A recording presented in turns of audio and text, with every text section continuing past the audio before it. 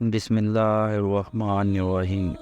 شروع اللہ کا نام لے کر جو بڑا مہربان اور نہایت رحم کرنے والا ہے۔ واقعہ ہم نے اپنے رب کے وعدے کو سچا پایا۔ حضرت سیدہ فاطمہ الزہرا رضی اللہ تعالیٰ عنہ کی رخصتی کے بعد حضور نبی کریم صلی اللہ علیہ وآلہ وسلم حضرت سیدنا علی المرتضیٰ رضی اللہ تعالیٰ عنہ کے گھر تشریف لے گئے اور اپنی دختر نیک اختر حضرت سیدہ فاطمہ الزہرا رضی اللہ تعالیٰ عنہ سے فرمایا، اے فاطمہ رضی اللہ تعالیٰ عنہ، میں نے تمہاری شادی خاندان کے سب سے بہتر شخص سے کی۔ پھر حضور نبی کریم صلی اللہ علیہ وآلہ وسلم نے نیا جوڑے کو دعا دیتے ہوئے فرمایا، الہی ان دونوں میں محبت پیدا فرمانا اور انہیں ان کی اولاد کی برکت عطا فرمانا اور ان کو خوش نصیب بنانا، ان پر اپنی رحمت نازل فرمانا اور ان کی اولاد کو ترقی اور پاکیزگی عطا فرمانا۔ رمضان المبارک میں بدر کے مقام پر حق و باطل کا پہلا معرکہ پیش آیا۔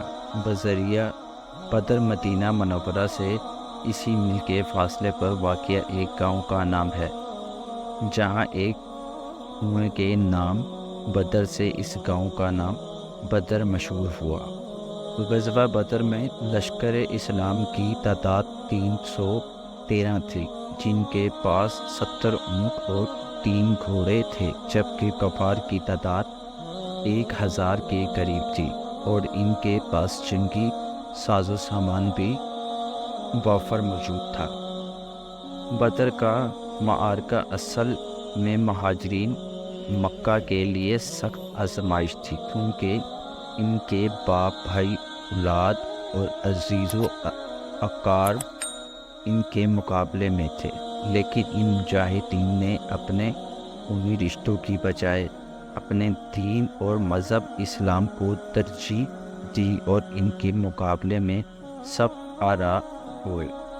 غزوہ بدر کا آغاز اس وقت کے جنگی قواعد و ضوابط کے مطابق پہلا فردہ ہوا کہ میدان جنگ میں کفار کی جانب سے عتبہ بن ربیعہ اپنے بھائی شیبہ اور بیٹے ولید کے ساتھ میدان جنگ میں اتری۔ ان تینوں سے مقابلے کے لیے حضور نبی کریم صلی اللہ علیہ وآلہ وسلم نے 3 انصاری نوجوان کو میدان جنگ میں اتارا۔ عتبہ نے جب ان انصاریوں کو دیکھا تو اس نے للکار کر حضور نبی کریم صلی اللہ علیہ وآلہ وسلم سے کہا کہ آپ رضی اللہ تعالیٰ عنہ، آپ صلی اللہ علیہ وآلہ وسلم ہمارے مقابلے میں ہمارے بھائیوں چچا زاد کو میدان جنگ میں بھیجیں۔ جب حضور نبی کریم صلی اللہ علیہ وآلہ وسلم نے ان تینوں انصاری نوجوانوں کو واپس بلایا اور حضرت سیدنا امیر حمزہ، حضرت سیدنا علی المرتضیٰ اور حضرت عبیدہ بن حارث رضی اللہ تعالیٰ عنہ کو میدان میں بھیجا۔ حضرت عبید بن حارث رضی اللہ تعالیٰ عنہ اس وقت ضعیف تھے اور ان کی عمر اس وقت قریباً 80 برس تھی، لیکن آپ رضی اللہ تعالیٰ عنہ جذبہ جہاد سے سرشار تھے۔ حضرت عبید بن حارث رضی اللہ تعالیٰ عنہ کا مقابلہ عتبہ سے ہوا۔ حضرت سیدنا علی المرتضیٰ رضی اللہ تعالیٰ عنہ کا مقابلہ ولید سے ہوا اور حضرت سیدنا امیر حمزہ رضی اللہ تعالیٰ عنہ کا مقابلہ شیبہ سے ہوا۔ حضرت سیدنا امیر حمزہ رضی اللہ تعالیٰ عنہ اور حضرت سیدنا علی المرتضیٰ رضی اللہ تعالیٰ عنہ نے ایک ہی بار میں اپنے مقابل کی گردنیں اڑا دی۔ حضرت عبید بن حارث رضی اللہ تعالیٰ عنہ اور عتبہ بن ربیعہ کے درمیان گھمسان کا رن پڑا ہوا تھا اور حضرت عبید بن حارث رضی اللہ تعالیٰ عنہ باوجود ضعیف ہونے کے اس کا مقابلہ بڑی بہادری سے کر رہے تھے۔